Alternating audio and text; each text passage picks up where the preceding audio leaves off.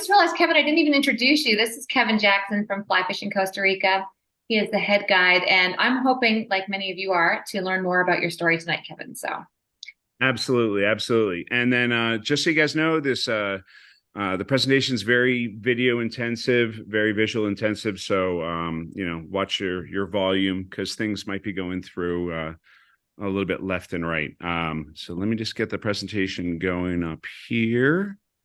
And we'll get going. And I want to say thank you to everyone for joining, whether you're joining on YouTube on YouTube, on Zoom, on Facebook.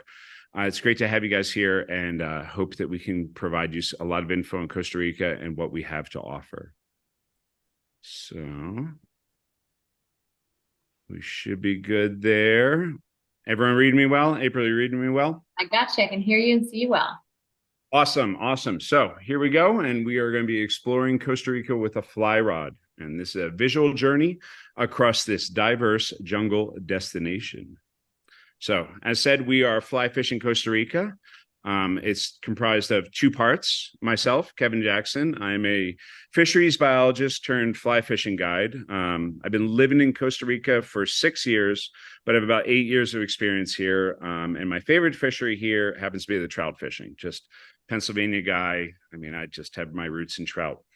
But the brains behind the operation would be Tom Enderlin, our resident Jaguar whisperer.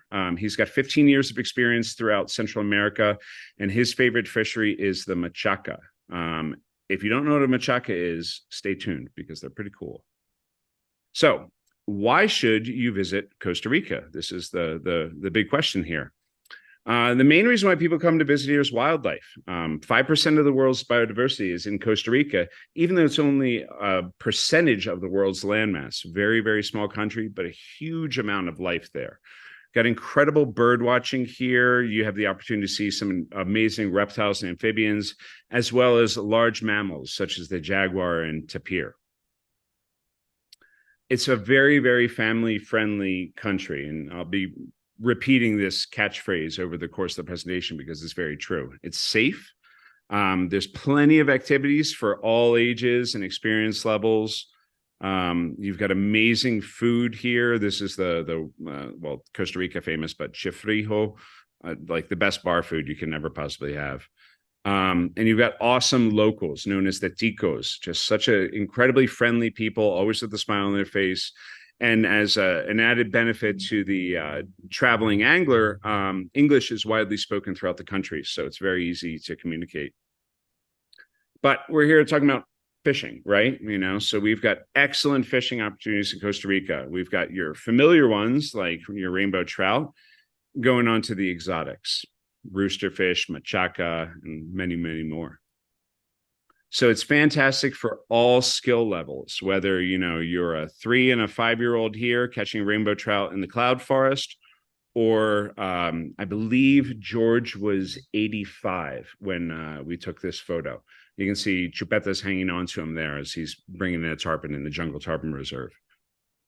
So in terms of the location, Costa Rica is a Central American country in between Panama and Nicaragua. No matter what anyone might tell you, it is not an island. I hear that a lot.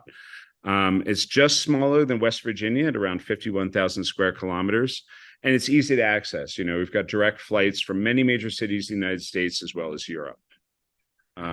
Almost 6 million people live in the country, but we get over 3 million tourists each year. So approximately, especially during our dry season, the population just blows up. A lot of tourism travels through here.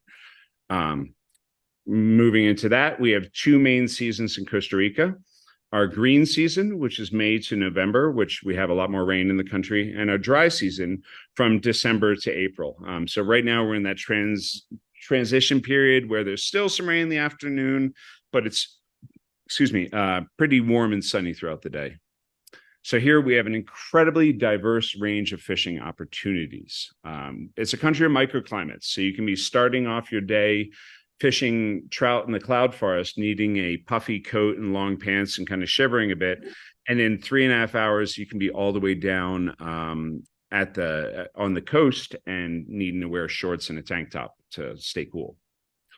And this is the key thing, because it's such a small country, you can do everything that we go over in this presentation over a 2-week trip. It's absolutely 100% possible to hit all these different fisheries in 2 weeks. It's pretty cool. So we're going to do a quick tour around Costa Rica. And we're going to start in the Talamanca mountain range, which is like our southeast part of the country, where we've got high elevation, which leads to cold waters and a lot of cloud forest. This is prime rainbow trout habitat, and we have good fishing here year-round. And moving over onto the Atlantic coast, this is where we can find permit. We can find tarpon in the river mouths, as well as smaller exotics, triple tail, barracuda, jack crevalle, things like that. Here we have a slightly limited season due to weather, mainly May and August through October. You're going to jump on over to the Pacific side of Costa Rica. And here we've got our inshore species. Let's talk roosterfish, snappers, snook in the river mouths, and our offshore pelagics, sailfish, tuna, marlin, dorado. Here you've got a season year-round, but your peak is going to be May through September. And then from here, we're going to jump into the lowlands, mainly of Punta Arenas, Guanacaste, and the Caribbean. This is going to be located mainly in the central and northwest part of the country. Here we can find the guapote, our rainbow bass, as well as a ton of different cichlids that can be found and caught there. The world-famous tepemichin, our mountain mullet. But the star of the show here is the machaca, which is our fruit-eating piranha. And they, in the Guanacaste region, they're going to peak in January through April when a certain tree called the espadel is fruiting. And in the Caribbean coast, they're going to be best fished in July through September.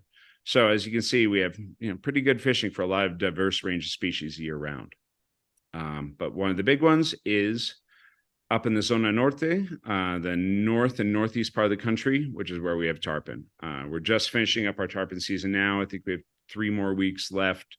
We fish them during the green season, July through December. So, like I said, the key word of Costa Rica is diversity. That's the big thing I want everyone to get out of this. We have tons of different options available as a tour operator.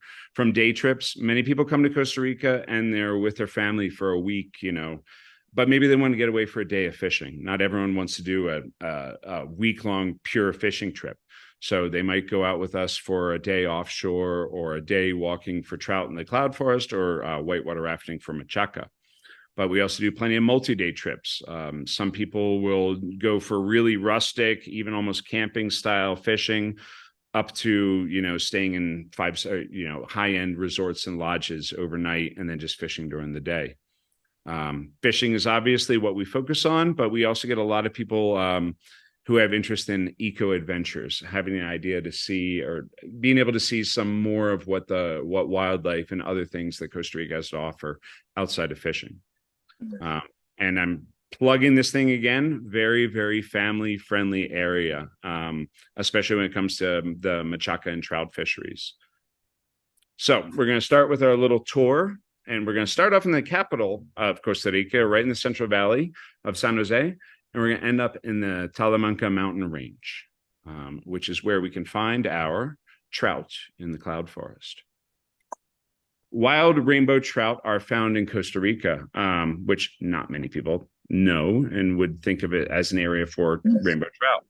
But they were introduced in Panama in 1925 and arrived in Costa Rica in approximately 1950s or 60s.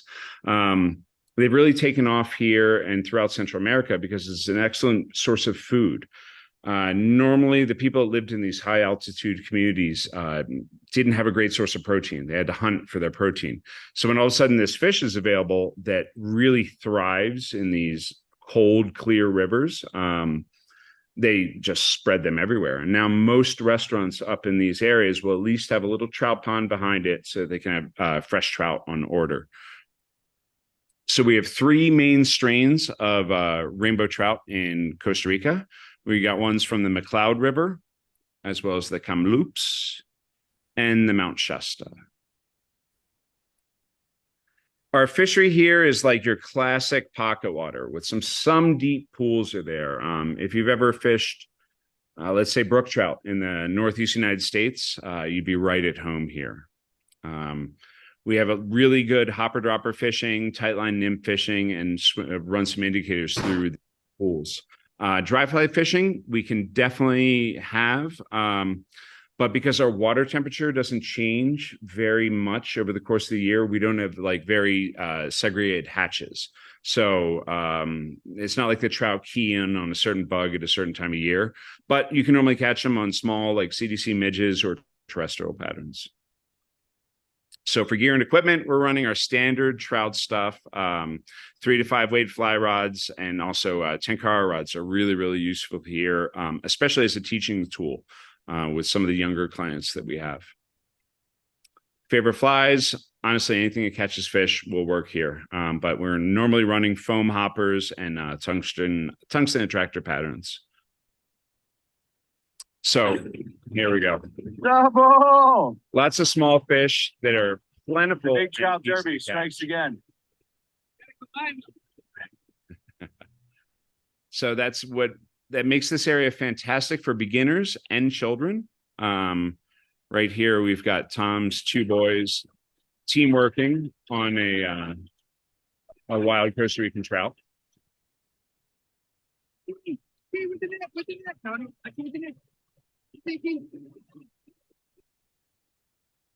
Teamwork. Hey. Good job. High five. High five, Toby.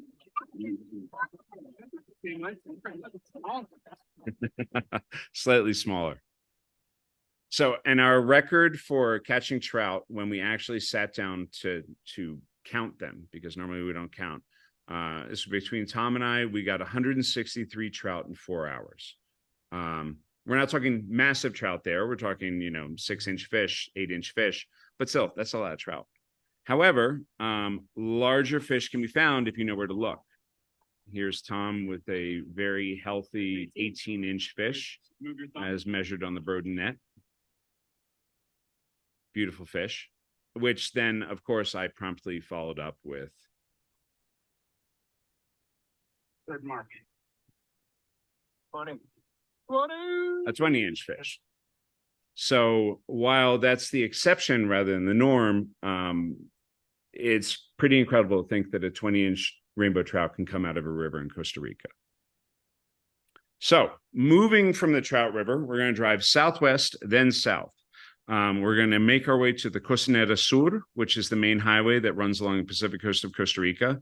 We've got Drake Bay and the Osa Peninsula and Golfo Dulce to the south. Then moving up north, we've got Quepos, the Nicoya Peninsula, and the Tamarindo and Guanacaste beaches to the north. So from here, we're going to be chatting about our Pacific Coast saltwater. Our inshore species, with some luck, you can catch them from shore, but the main way to really connect is if you're on a boat. So if we're targeting roosterfish, which are one of the big draws of Pacific Central America, mainly we're going to be targeting them with the bait and switch. So maybe we're trolling live bait behind a boat, or one person is throwing a big hookless popper, really trying to cast towards rocky structure, get them all fired up to where we can pop a fly in front of them. Poppers, big bait fish patterns can work for the roosters. And here we're doing 10 weight rods with, heavy saltwater reels with a good drag. That's a theme throughout this section is good drags on your reels, please. Snappers, jacks, as well as other species can be found here. We've got cubera snapper, mangrove mullet snapper, as well as some really big jack crevalle can be found throughout here. Big eye jacks, bluefin trevally. And here, once again, we're mainly casting towards rocky structure where there's going to be some current, some bait is all turn up, and we can find big groups of fish feeding. And we're mainly using weighted and unweighted bait fish patterns or little poppers, crease flies, etc. Dorado fishing can also be excellent in the rainy season when you've got a lot of like big trees, logs, etc. coming out of the rivers. You can get Dorado, very, very close to shore. Snook can be found in the river mouths throughout the coast. And then another cool one is the golden trevally. Beautiful, beautiful fish. It's very similar to permit fishing. working on the flats. It's found on inshore Pacific flats, and absolutely amazing fish. There's rumors of a Pacific permit that can be found in Costa Rica, but I can neither confirm nor deny those rumors. So working on with the offshore species that we have here, which is a big draw for people in Costa Rica or visiting Costa Rica. Let's talk sailfish and tuna. We've got bare minimum 12 weight here, big reel, lots of backing. Bright flies to draw them in. Large flies for sailfish tend to be the more effective one, big poppers. Smaller ones for tuna. Sometimes really small. It can sometimes they'll feed on really small bait, and it can be worth it to have, like a 2 to 3 inch pattern with a good tuna speck hook. That's what's required to make a connection. But one of the big draws for this area and the apex predator about here is the blue marlin. For the blue marlin, we're talking 13, 16 plus weights at a bare minimum with a ton of backing. Like, you need a lot of backing for these critters. Large poppers, that's what we get them with. As you saw, it's on the bait and switch. And the wonderful thing about marlin is that any color fly works for a marlin, as long as it's pink.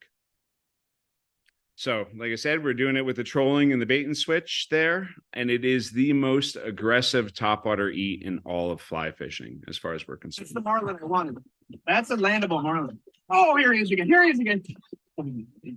Yeah.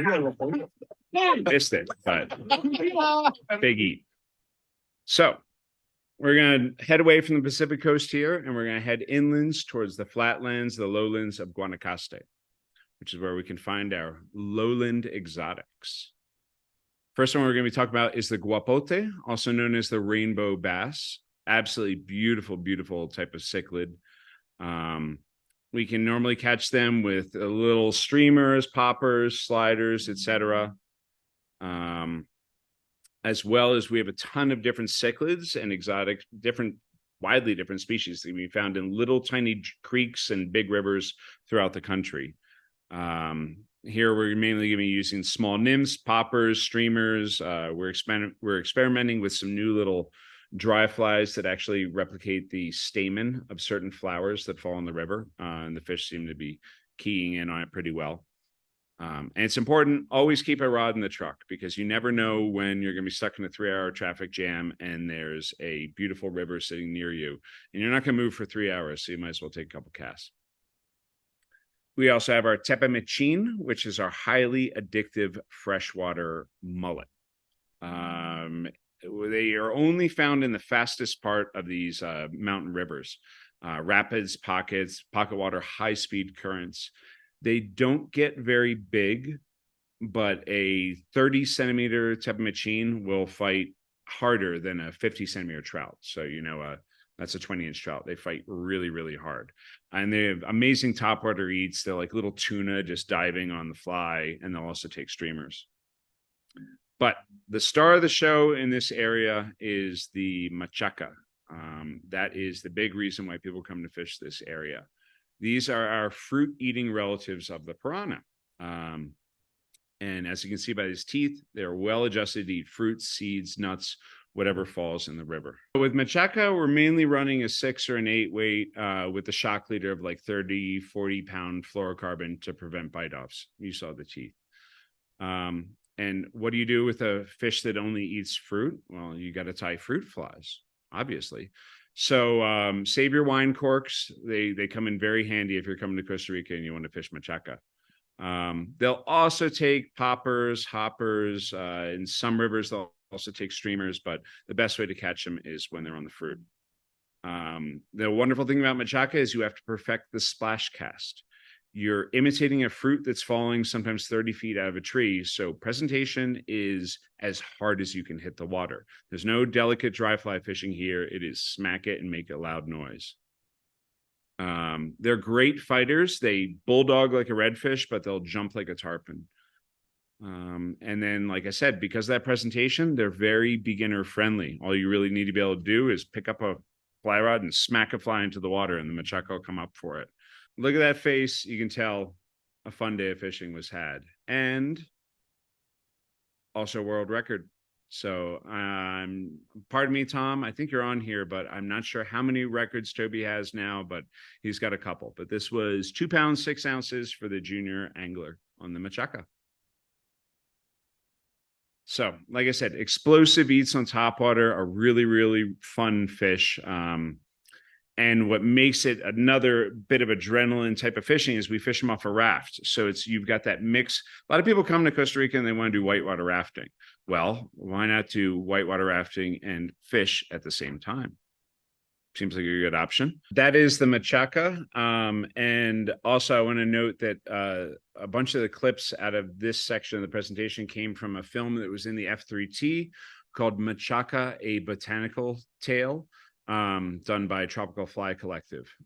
So I will send the link to April. That's on Vimeo. It's available to view at any time. So if you're interested in more about Machaca, you can definitely watch it there. So from here, we're going to leave the Caribbean lowlands. We're going to circle around Volcán Arenal, which is that really big pointy volcano that you probably see in all the photos of Costa Rica. And we're getting the northeast corner of the country near Nicaragua, which is where we're going to find our Caribbean and our jungle tarpon. So Caribbean tarpon, we operate out of the Rio Colorado Tarpon Club, and this is the river mouth and ocean fishing. Our prime seasons here are May and August through October, basically because of the weather. If there's high winds, we can't get out of the river mouth. It's not safe. So those tend to be the periods of the calmest winds on the Caribbean coast. So, like I said, our camp is located right at the mouth of the river, so we have to have good weather windows. Here, we're drift fishing mainly with sinking lines, using any type of sardine patterns, andinos, bait fish. Sometimes certain parts of the year, like shrimp patterns, can be really, really good because tarpon are feeding on shrimp that are coming out of the river.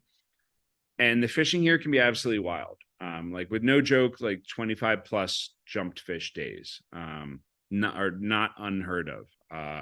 We've had times in the boat where everyone was broken off within 5 minutes. 4 anglers just break, and there you go. Start re-rigging. Fish here can be in the range of 50 to 150 plus pounds. We definitely get some little ones, but there are some really big ones in the mix as well, especially in September. These are large fish that are difficult to land. It's a 12 weight minimum, but really like a 15 weight is the way to go there, because you're not doing a lot of casting, and that additional lifting power really gives you advantage over the fish. And additionally here, we can get other species such as Jack Crevalle, and there can be really, really big triple tail, 10, 15 pound plus triple tail that you can find floating in the river mouths and sight cast too. And sometimes the schools of blitzing jacks are absolutely insane. We'll stop tarpon fishing and just go straight offshore to go towards the jacks. But what we definitely want to talk about is the jungle tarpon, our jungle tarpon reserve. This is our most popular program that's been running over 8 seasons. And it's a unique inland tarpon fishery. There aren't many places in the world where you can go and catch a tarpon and have monkeys, screaming out of a tree while the tarpon's jumping around. So tarpon migrate 200 kilometers from the ocean to feed on all the bait fish that are located in the flooded lagoons. Here we have, we're running into, once again, 12 weight territory, good reels, etc. Leave your 10 weights at home. We only fish with 12 weights or above just because we want to take care of our tarpon. We want to fight them hard, bring them in quick, release them very quickly. There are 2 types of fisheries here. We have the lagoon fishing first, which is mainly stalking and sight casting to either rolling or waking fish.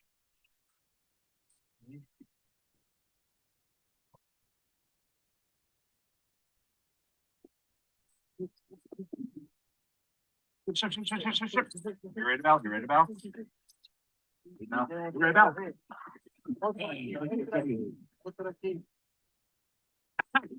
Get him, boy. Ready to Get him, boy. Watch your line, Griff.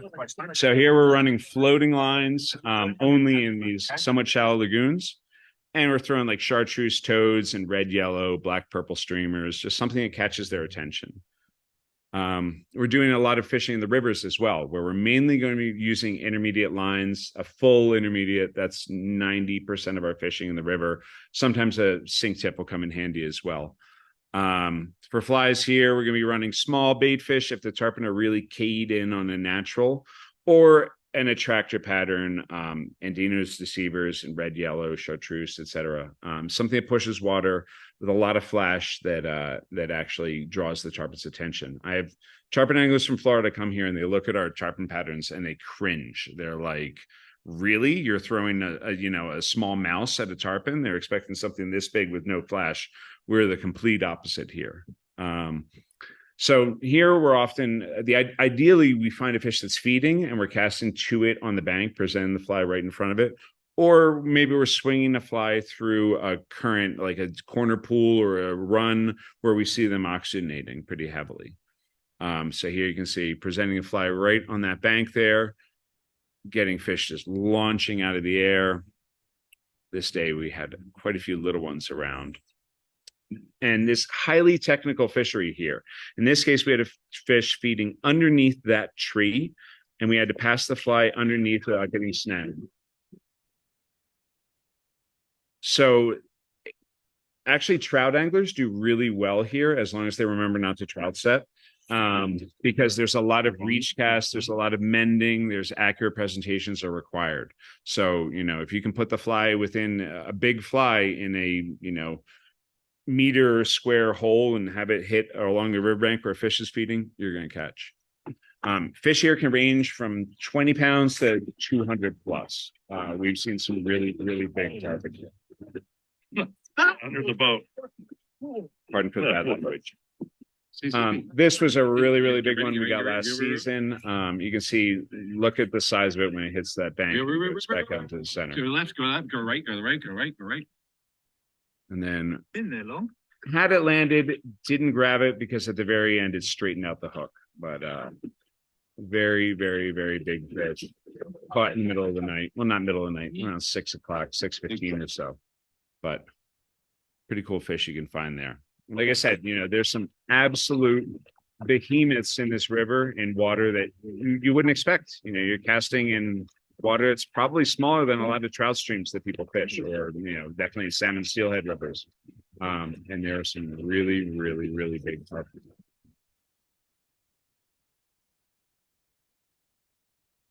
Oh, he monster.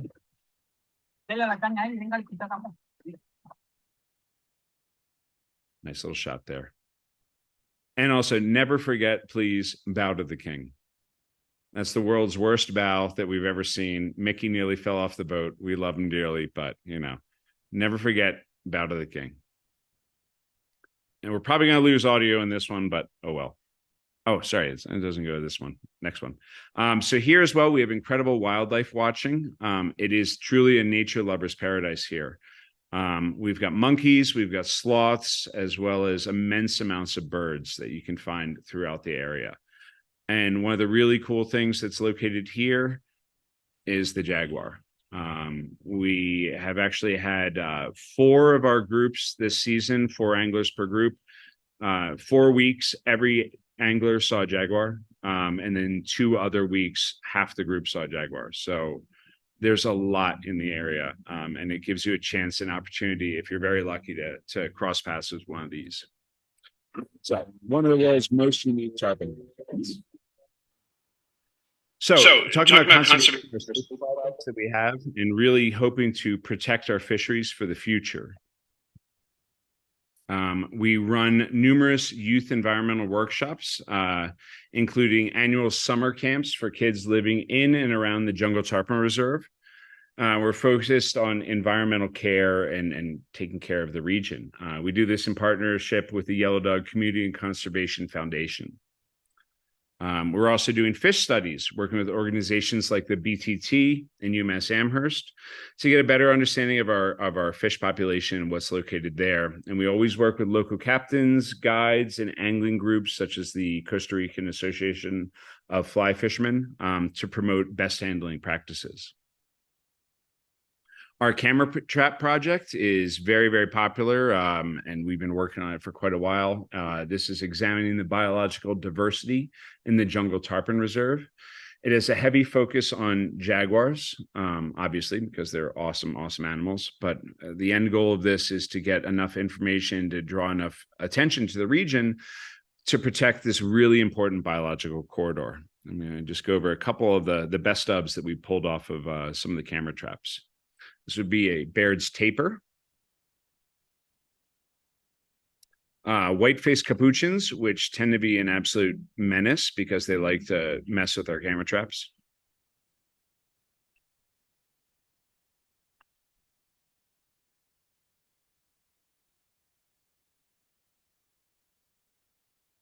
We find spider monkeys on the traps as well, which, strangely enough, when they don't think anyone's watching and in the middle of the night, they like to walk on two legs.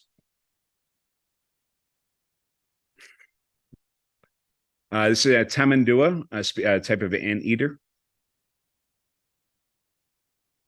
Tyra, which is a relative of the mink.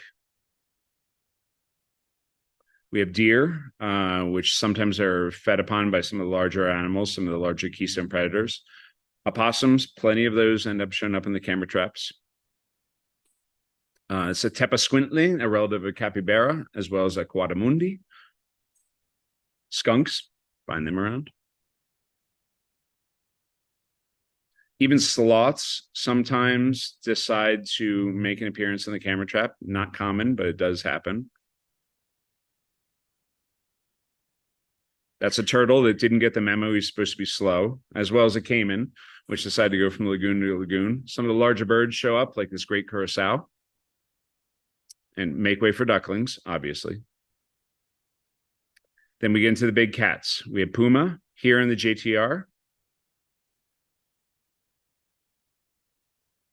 as well as ocelot.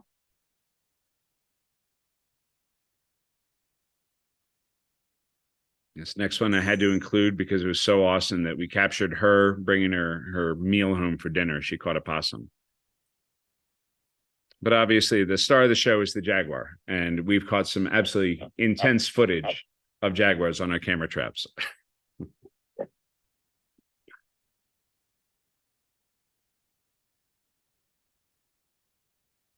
We had a couple that we end up with 20 gigabytes of jaguar footage where they decided to make love in front of the camera for 5 days straight.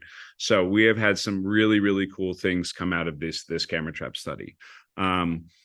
Over the course of the period we've been doing it, we've identified at least 15 individual jaguars that we found in this very small area. Some of them are residents that stay around there year round, while others use the biological corridor to travel from Nicaragua to the southern points of Costa Rica. We're also collaborating with Derek DeYoung on some amazing jaguar and tarpon art. And we're soon going to be selling some of that stuff with the goal to promote jaguar conservation and to fundraise some more research in the area. It's a really important area for Costa Rica, really important for these animals, and we want to do everything we can to protect it. So I want to thank everyone for watching the presentation. Hope you enjoyed it. I hope the audio came through somewhat on some of the videos there. But as always, please check out our website and our Instagram. We're always open for more comments, questions. We're here for you guys at Fly Fishing or Costa Rica. So thank you very much.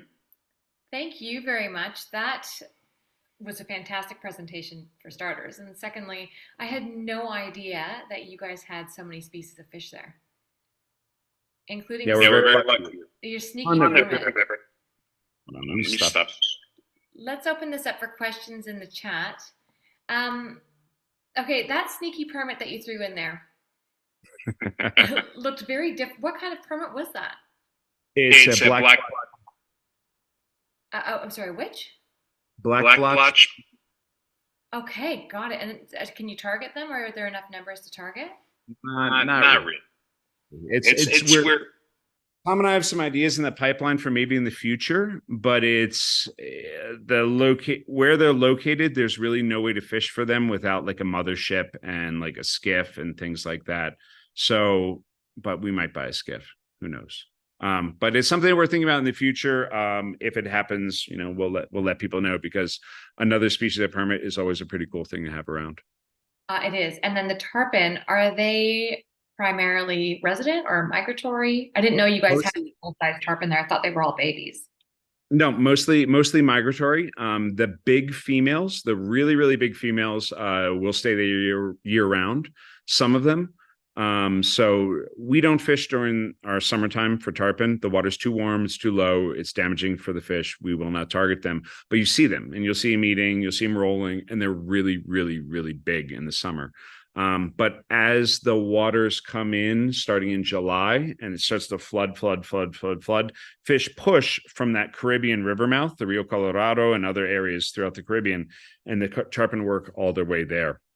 And then starting in December, January, as the water levels drop, they drop back out with that. So the majority of them are migratory, yeah. Gotcha. I am going through the chat while I'm speaking, so if you have questions, go ahead and put them down. Until I get more questions, I'm going to just selfishly chat myself. Oh, here we go. Brittany's got a really good question about where to stay. Yeah, where should everyone stay? What town or area should we stay in to do the Machaca? The Machaca float. Great question.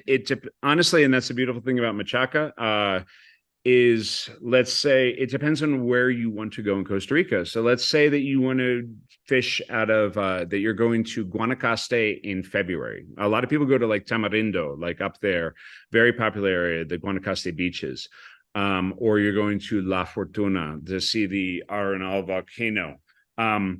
Those areas are a quick drive from the Machaca River, versus if you're going to be there later on in the season and you want to go do the Caribbean side for Machaca. We actually have a lot of clients that they do a day of Machaca fishing, then they go do the Jungle Tarpon Reserve and then come back. Then you could even do that out of San Jose. It's not a far drive, like an hour and a half from San Jose at the most. But I'd recommend, really, the cool thing about Costa Rica is you just anywhere north of San Jose. Yeah, I mean, La Fortuna, Tamarindo, any of those areas. The cool thing is decide what you want to do on your trip and then hit us up and be like, or hit us up first and be like, we want to go to Costa Rica and we do a Machaca float. Can you recommend an area near there? Because there's so many options. It all depends on what you want to do. But I would say that a good chunk of our Machaca float trips are people that already have a trip planned, and they just hit us up. They say, what's available, what's close, and we can make it happen. Got it. Anyone else have questions about logistics? Last I checked, it wasn't that expensive to fly to Costa Rica either. No, if you book in advance, it can be like 300 round trip, 300 to 500 round trip, I would say. Just don't come over Christmas, because everything shuts down, Catholic country, as well as the week before Easter, Semana Santa, Catholic country. It'll be really hard to book anything. Flights will be really expensive. It'd be really busy everywhere. So, and you're very welcome, Brittany. The fruit-eating piranha reminded me a little bit of a pacu. Do they fight the same? Because I know in South America, those pacu just fight like nothing else, or in Central America. I've never fished pacu, but I've heard the same thing. I think pacu, it depends on the river you're in, but in like the Guanacaste, Machaca fight like crazy because they're in really, really fast currents. But they're not as big as a pacu. And the pacu is a little like taller and broader than a Machaca. A Machaca tends to be a little bit more thicker like this. Whereas a pacu can really turn their body and use that entire current to its advantage, but they fight hard, and a big Machaca, like anything over 4 kilos or so, 8 pounds, 9 pounds, is really going to be tough to land. They really like to get themselves into structure. It takes a skilled drift boat captain to also know to push out and to get away from the structure right away when they get a sense that there's a big one on. But they fight really hard. They're a lot of fun. They get that big then. Yeah, they get pretty big. I forget what the world record is. I would have to look it up. If Tom's on, he'd probably be able to say. But yeah, they get Tom, what's the world record machaca in terms of weight? I think you have the length one or close to it. Maybe he'll chime in. We'll see. But they they get large. So Right. In the meantime, Bow River Fly Fishing Company, shout out to my fellow Canadians, would like to know when the rainy season is so that they can avoid it. well, it depends on certain fisheries. The rainy season is much better. So the advantage of fishing the green season, which is we're going to say May to November, is for one, most of your hotels and everything throughout the country are going to be cheaper. They're going to be a lot cheaper. So you're going to save money there. Certain species are only available during the green season. If you want to fish tarpon, you have to go then. There's no tarpon around during the summertime, so you have to do it then. A lot of the saltwater species can be a lot better during the rainy season. But yeah, I mean, if you're looking for no rain, then make sure that you visit, December through April.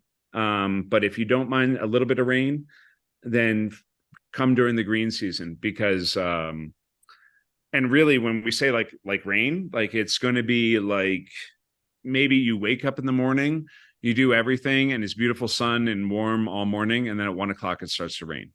And then it might rain until evening, and then you go to bed and you wake up in the morning and it's bright and sunny again. But so you might just do your stuff in the morning and be prepared for some rain in the afternoon. You'll be all right. So Scott said he is literally packing for a 5 a.m. flight and will be based in Tamarindo yeah. until the end of the year. He would like to get a few days of guided fishing, but is also curious about any DIY fishing while there. DIY. I mean, I if you're going to be in Tamarindo and up in that area, I mean, there's the river mouth that comes out there. There's beaches. There's rocky sections there. Bring a 10 weight. Bring an intermediate or a sink tip line, and just go out and cast. Look for sardines. Look for birds diving. Look for blitzing fish. But definitely shoot us an email, and we've got a guide who works right out of there. He does either small skip fishing or he does like fishing off the rocks and the sport fisher. Really, really good guide. And shoot us an email and we'll be happy to put you in contact. From Brittany, the fly fishing in Lake Arenal. The guapote have been really heavily targeting in the lake itself, and from my understanding is that really the way people are catching guapote, the rainbow bass in Lake Arenal right now, is mainly on like downriggers, like they're trolling, running downriggers, because most of the stuff in the shallow sections have been fished out. So in Arenal itself, I've never been personally, and I don't have any plans to go, if that's a good answer. Thanks, Tom. Machaca record is a little over 9 pounds. But like I said, there's other options close to Lake Arenal that can absolutely be fished. Any other questions about species, logistics, the operation? What about pricing? How's pricing there? Pricing, it depends on what you want. Like where Tom and I normally go when we fish our Trout River, because like we have Good Luck Mojo there. We spend $50 US a night for two of us for a cabin that has 2 rooms, a wood stove, and each room is a little space heater, and we're completely happy. But then there's hotels in the area that can be $200-300 a night right in that same area. So like I said, you look at it as a tourist destination. There are people who come and hostel here and stay for dirt cheap, and then there's high-end super fancy eco lodges. One of the things that we like to do, and our favorite thing to do, is those multi-day trips where we custom design a trip for someone based off of the species that they want to target as well as their budget. So they might say, I want to spend 3 days of roosterfish fishing, then I want to do 2 days of machaca fishing, and I want to finish it up with a day of trout or something like that. And then they say, here's my budget. And we say, okay, is it possible to do it in this budget? Here's 3 different options that are in that range, and they can pick what's most accommodating. So for guided fishing, a day going offshore for marlin versus a day inland for Marlin's gonna be expensive, just because you're looking at a lot of gas, and especially the really good blue marlin trips are going to be offshore overnighters. So, I mean, that's where Costa Rica is not cheap. I guess that's a good reason, good thing to point out. Costa Rica is not cheap for a Central American country. So your prices that you might have in like Nicaragua, in Guatemala, even Mexico, like Costa Rica is going to be more expensive than that for sure. And especially when it comes to things like fuel. And when you want to do a big offshore trip, you're going to be burning a lot of fuel. So you're going to expect at least $1,000 for the day, doing an inshore trip or an offshore trip for sailfish, et cetera. But if you're looking, I can just tell you our prices. I don't really care. Like we run for our rainbow trout foot trip on foot, we're running $350. For a Machaca float trip, it's $450. So we try to keep it comfortable because not everyone wants to drop a ton of money on a huge fishing trip. They might just want to go fishing for a day or two. And that's what we try to be able to provide that. So. Yeah.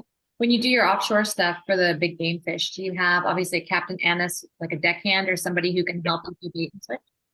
Yep. Always a captain, a mate, and then depending on the trip, some people like we vetted all of our captains. Like we don't send anyone with someone that we haven't been with personally, that we don't have a relationship with.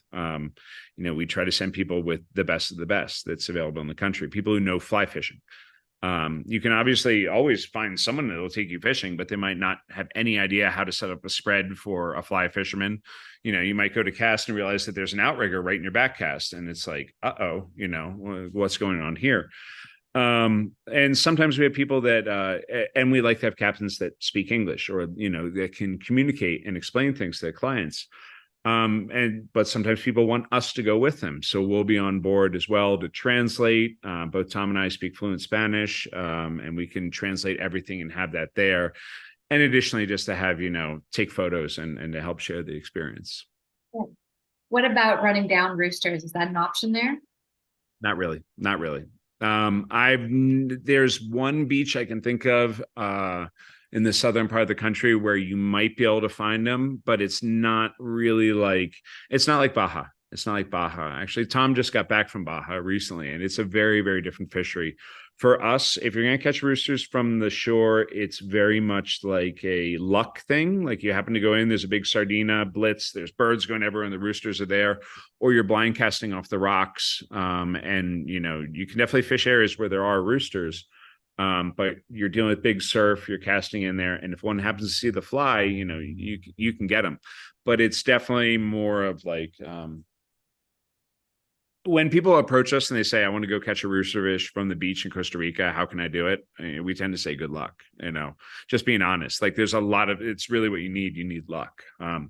But when you hop on a boat, you're really going to make it a very real possibility. So. Okay, great. Does anyone else have any other questions? I feel like I'm asking everything and I don't want to take the space. Archie, what do you have for us?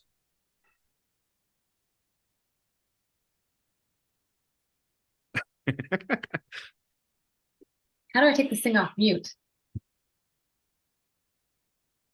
It's okay. He's Scottish, so it takes him a little while to figure everything out. It's okay, Archie. I believe you. His mic is busted, but no.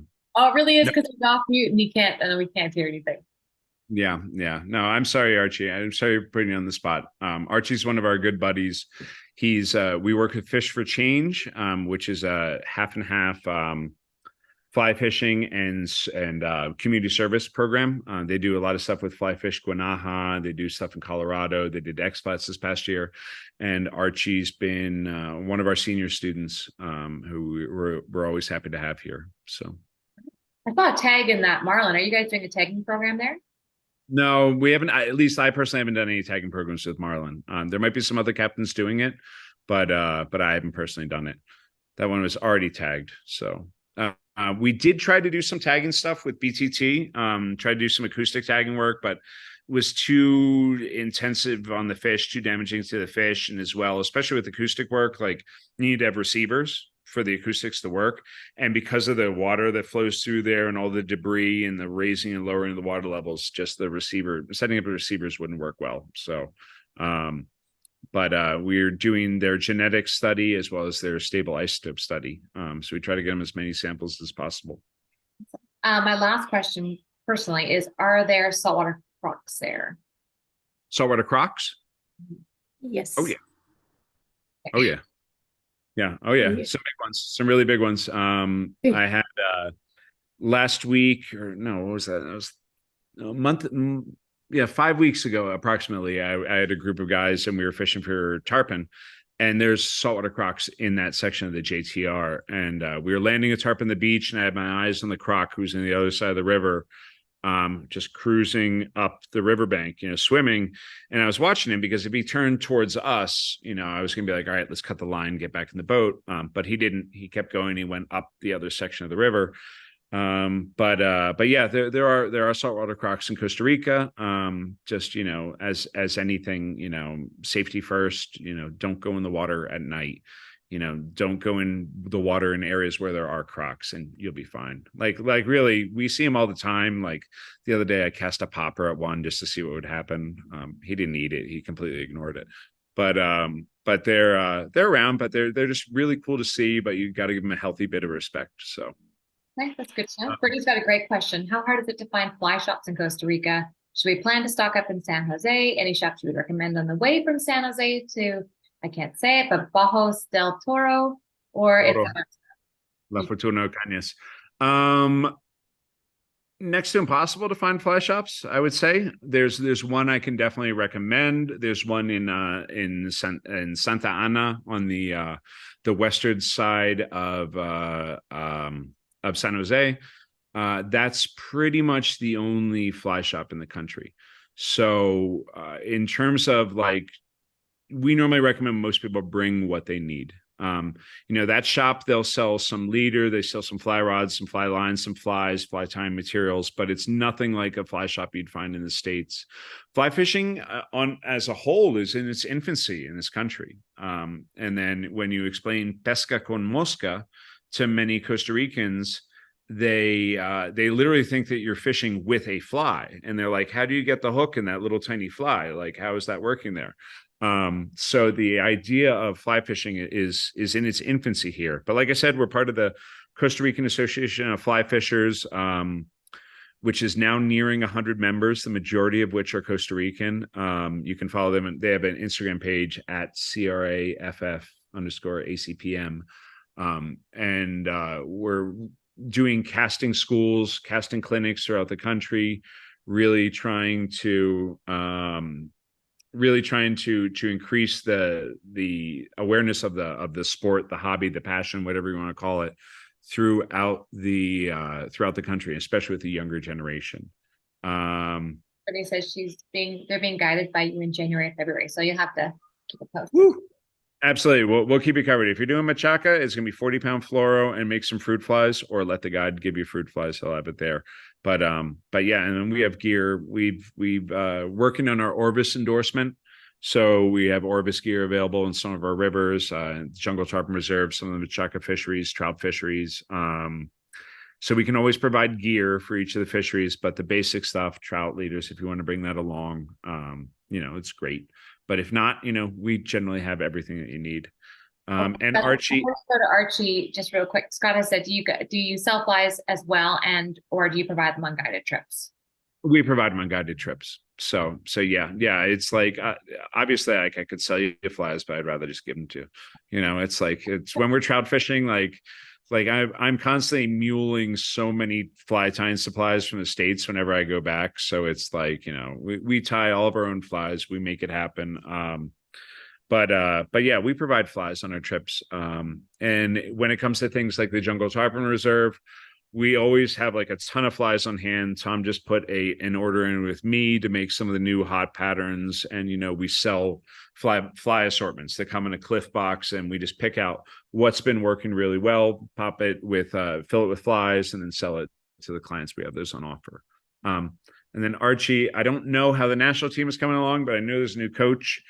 I've been in JTR. I'm finally getting back to it's been 5 weeks straight of tarpon guiding. So I'm finally back home, and I can read the news or something rather than going to bed. But we're low on Scottish chocolates, so please bring us a care package. So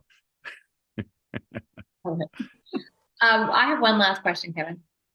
Why do you think, Belize really took off as a world-class fishery? The Bahamas, Florida. I personally feel, and please correct me if I'm wrong, but I feel as though Costa Rica has been left behind in that. How do you Mhm. feel? And if that's the case, why? Mm. I think that it's Costa Rica is like the jack of all trades. So when you're looking at Bahamas, you've got this incredible bone fishery, you've got incredible flats fishing. That's what people who want to go fish bonefish and who want to do flats fishing, that's why they're going there. Same with Belize to an extent, right? You've got tarpon in there, you've got permit. Whereas Costa Rica just has a little bit of everything. There's all types of different things. So we're the jack of all trades, master of none. Do we have the best tarpon fishing in the world? No. Do we have the best trout fishing in the world? No. Best roosters? No. But you can do it all, and that's a pretty cool thing. And that's our hope too, is that these unknown species like the machaca, like the tepamechin, the guapote, that are absolutely beautiful fish that people don't have a lot of experience with, that they become a little bit more popular and they know. And I can honestly say anyone who does machaca fishing always comes back to us and they're like, this was the craziest thing we've ever done, because it's literally just how hard can you hit a fly in the water and watch these things rocket out after it. And it's just, you got to set the hook fast. But that's our goal, and that's really what we're hoping to do, is to draw people's attention to the area, and to let them know that there's a lot of different options here. Like I said, might not be the best everywhere, but you can do it all, and there's something to be said for that. Yeah, well, you're doing a great job spreading the word there, because I had no idea it was so diverse. And it's definitely, like I said, it was already on my list, but as a family, as a young family, that is just, I feel like we could tick all the boxes. I can still get the excitement, and my husband and I can still go and do some of the more gnarly fisheries, but we can take the whole family or friends. And Mm-hmm. when people have questions for you, what's the best way to reach you? The best way to reach us is either an email is a great option. That would be info@flyfishingcostarica.com, or message us on Instagram @flyfishingcostarica. We're active there. We're more active there than we are on Facebook. We do have a Facebook page too, so if you prefer to find us there, you can definitely message there as well. But those are probably the best way. And in terms of, keeping everything organized, we definitely prefer email, because, that way everyone gets the info, and it's easy to send information, PDFs, trip information all through there. But yeah, info@flyfishingcostarica.com. Amazing. Thank you. What time is it there for you? It is 8:12 At night, obviously. at night. Yeah, it's a little dark out. So, Are you but guiding tomorrow? Are you guiding in the morning? no, I'm off now. Tom's on the Tarpon River, so yeah, I just finished on Saturday after, like I said, like 5 weeks, and I'm getting a well-deserved break with my girlfriend and with my cat. So Fantastic. Well, it's a pleasure to have you on. Thank you so much for taking the time to share, and we will all be in touch, I'm sure. the pleasure was mine. Thank you so much for having us. It was wonderful. Thank you everyone for attending. And like I said, if you ever want to head down here, we're at your service. Para servirle. Thanks so much, Kevin. We'll see you soon. Thank you guys. Have a wonderful night. Bye, everyone. Bye.